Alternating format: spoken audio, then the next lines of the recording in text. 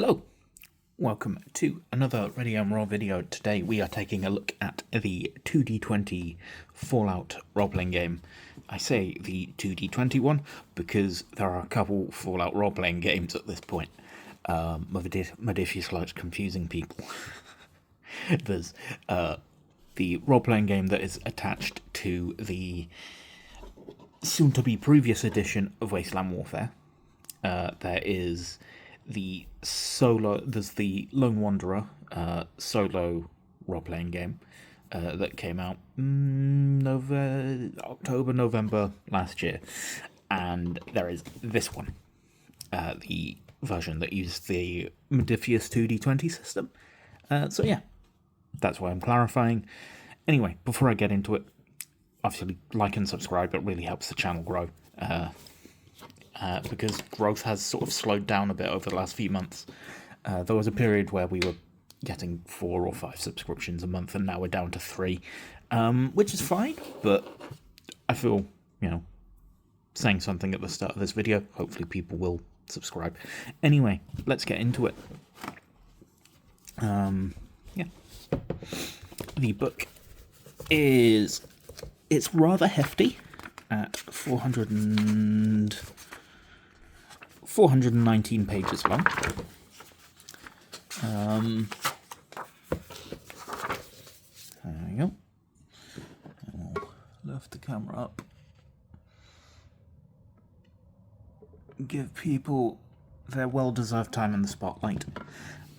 Because, there were some fantastic people who worked on this game, and I think they should be given their time to shine. We've got a really nicely clearly laid out table of contents, which is nice. So if you're not familiar with the Fallout TTRPG, it mostly, especially the core book, mostly focuses on the stuff found in Fallout 4. There are other books out, because this game has been going a few years now. I think it was 2019. I'll probably say somewhere. Let's see. 2021, apparently. That's interesting. So it's been going a few years. It's still been going a few years. It's just not as long as I thought. But time is weird. A lot of this stuff focuses on Fallout 4 and the Boston Commonwealth in terms of its setting. But there are other books that will allow you to create characters and adventures in the Mojave, and other areas. I'd love to see them do stuff for Appalachia, because I know Fallout 76 isn't the most loved game in the series. I personally think it's great, especially now, after several years of updates. And I think it's a really interesting area to explore. It's got a lot of folklore and mythology to it, and I think that's worth exploring on the tabletop. So it's systems-wise, it's fairly dense. I will say that. This isn't a rules-like RPG by any stretch of the imagination. Most rolls are done by rolling, as the name of the system suggests, 2d20. Normally you're looking for 1 success, rolling under by adding your special stat, because the game uses the same special stats as you'd find in the video game, and adding a number to your skill. So for example, if I were to try and persuade someone, I would add my charisma score, which let's say is a 5, and my persuasion score, which is also a 5. I'd be looking at rolling a 10 or less. Now, the GM would ask for 1 or 2 successes. Most of the time they're going to be looking for 1. But for some hard things, they're going to be looking for 2, and some really hard things, they might even ask for 3 or even 4. That is very unlikely. I'd roll those 2d20s. I don't have the dice on me at the moment. I don't even have a d20 near me on my very, very cluttered, not even mine, it belongs to the rest of the flat too. I just use it most often. I don't have a d20 near me, so yeah, rolling d20. Let's say I rolled an 8. That would be a success. An 8 on one, and let's say an 8 on the other. Got very lucky, rolled 2 of the same thing. That would be 2 successes, because I rolled under the required score twice. So that would be classed as a critical success, because I rolled twice, which would A, mean I got an action point for succeeding more than I needed to. Action points I used to... Mostly, they used to buy extra dice. So, for example, in the instances where you... I'll keep flipping through the book so people can have a look at things. At the really nice art that's in this book. You'd roll, you'd use action points then to, gain extra dice. So if in the instance the GM asked for a 3 success, I could use one of those action points and spend, I'd get an extra dice, which would mean I have now 3 dice to roll, giving me, the chance of getting those 3 successes. Also, another thing, if you roll a 1 on the d20, much like with D&D and rolling a 20, you get a critical success. If you get a critical success, that counts as 2 successes. I misspoke a moment ago when I said rolling 2 successes is critical, though it sort of counts as critical. Though if you roll a 1 and an 8, in the example I gave earlier where we needed 10, rolling a 1 would give me 2 already. Rolling a 10, or 8 rather, would give me a 3rd success. So in any instance where we needed 3 successes, that would have done it even on 2 dice. So you can roll 3 successes on 2 dice, you just need to get very lucky and roll a 1. I'm going to pause this video and take a drink. So, now that we're onto the combat chapter. Combat in this game is really interesting, because much like in the game, you have limb targeting. Each limb has its own sort of stats. So if you can call a shot, for example, and avoid having to roll. You actually have limb damage dice in this game, which is really fun. But that comes with extra penalties depending on what you've got. But yeah, you roll your limb damage dice. So it's a really interesting approach to turning the world and systems of the video game onto the tabletop, and it's one of the things that I think this game does really, really well. I think it takes a bit of time to get used to, but that's fine. It's it's one of those things that once you're used to it, it's easy. Yeah, like I will say there are some things that I will get onto in a bit that I don't know if the game does so well in terms of moving systems from video game to tabletop. Character creation is really fun because in most Fallout games you're stuck playing a human basically. Not so here. You are given a lot of options and even more options through the supplementary material. You can play. I don't think it's in this book, but you can play a ghoul. If you wanted to play a ghoul, you are perfectly capable of doing so, and that's a lot of fun. Yeah, I love the character creation in this. It's definitely not the simplest in the world, but again, this isn't a rules-like game. You have perks. I've already explained how a lot of the skills and your special stats and your skills work. but you also have perks. I will say there are a lot of perks in this game that, if you choose them, you may find you're not using them often.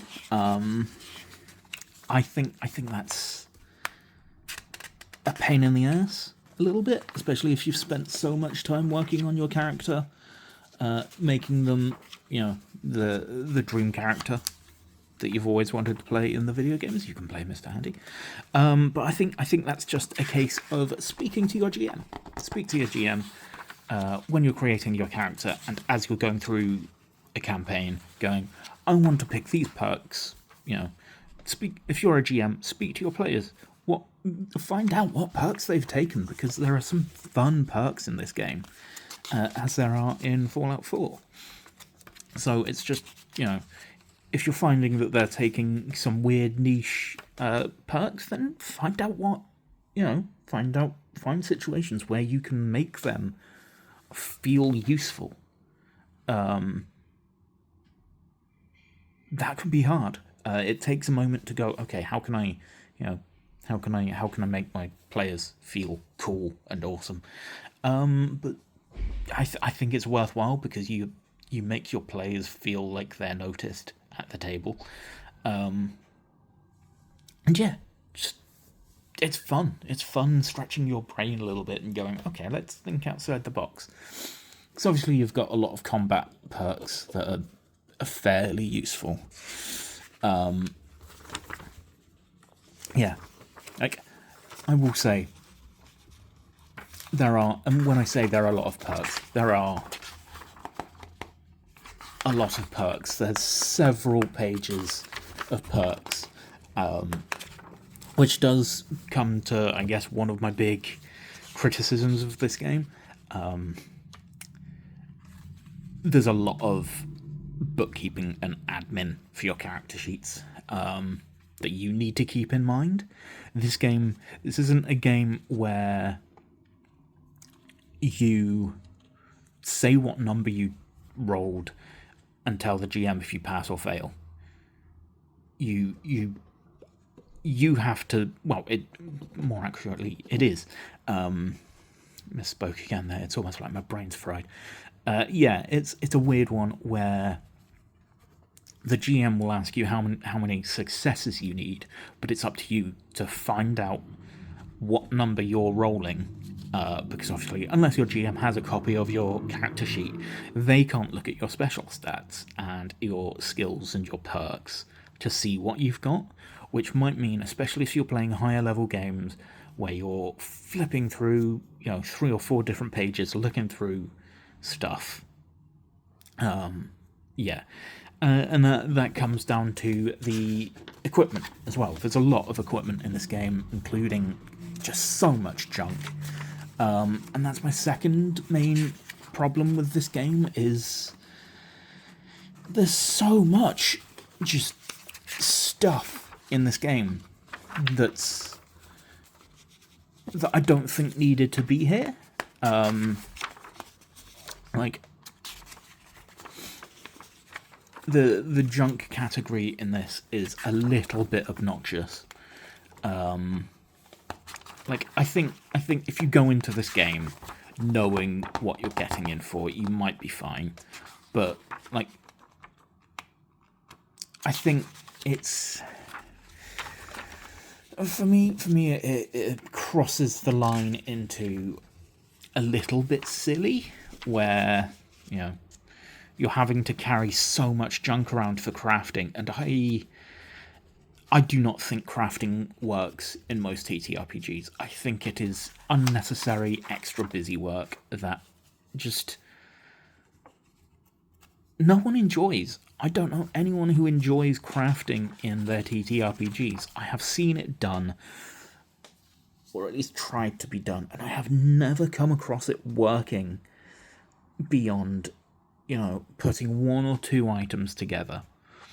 But when you need 3 or 4 or even more items to craft one thing, it just becomes a pain in the ass. It's one thing in a video game where you can tag items for search. It is completely another where you have to write down I need X amount of screws, X amount of plastic, and on a character sheet, and it's just needless faff. Which comes to my next point on this game uses the same upgrade system as Fallout 4, in that you need specific benches for everything. So if you want to upgrade your armor, you need an armor bench. If you want to upgrade your weapons, you need a weapons bench, and so on.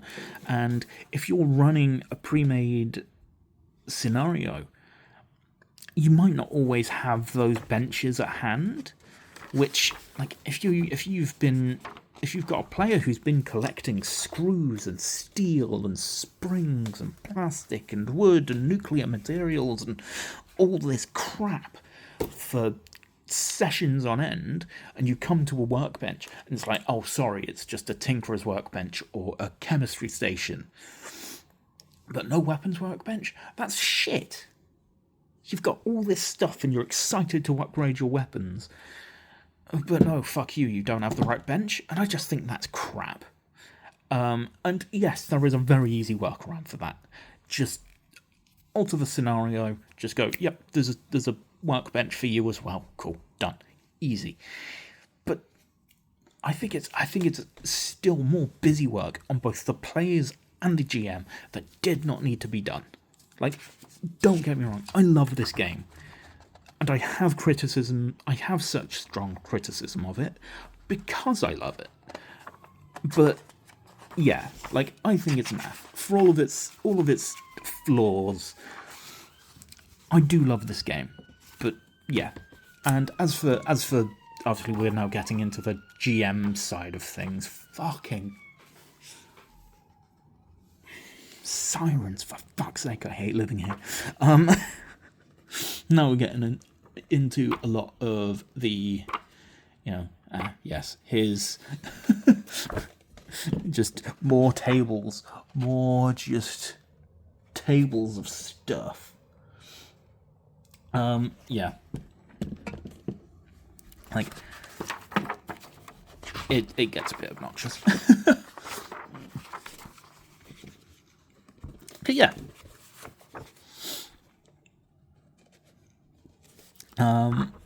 Where was I? Yeah.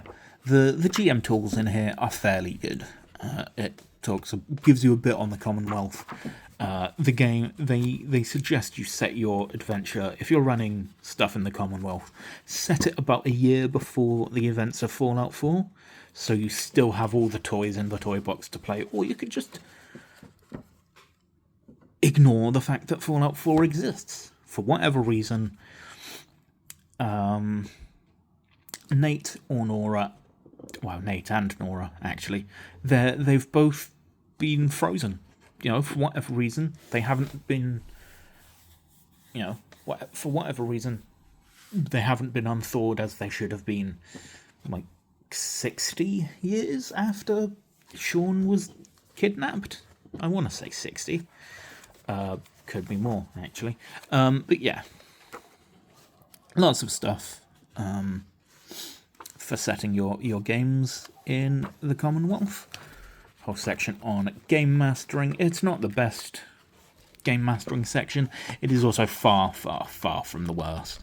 I think Mothership's GM guide still holds the crown for me for one of the best Game Masters books. And Denizens of the Wasteland, we come to basically a small bestiary for horrible, horrible things you can find. Death claws. Come on. Yaoguai. Mirelurks. Rad scorpions. Plenty of stuff for your players to seek their teeth into. Yeah. Like this, all of this is fine. Again, there's a lot of stuff for you to remember if you're the GM. This is, like I say, this is a very admin-heavy game, but that's fine. If you go into it expecting that, you're fine.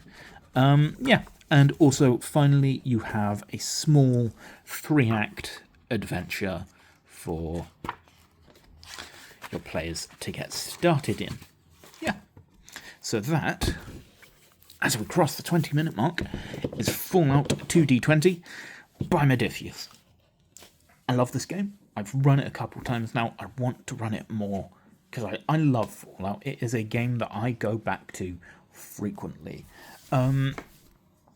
I managed, after not having a games console for about 7 months, 7 months. I finally got an Xbox again, because I miss chatting to my friends and I miss playing video games. As much as I prefer tabletop games, I just miss chatting to my friends.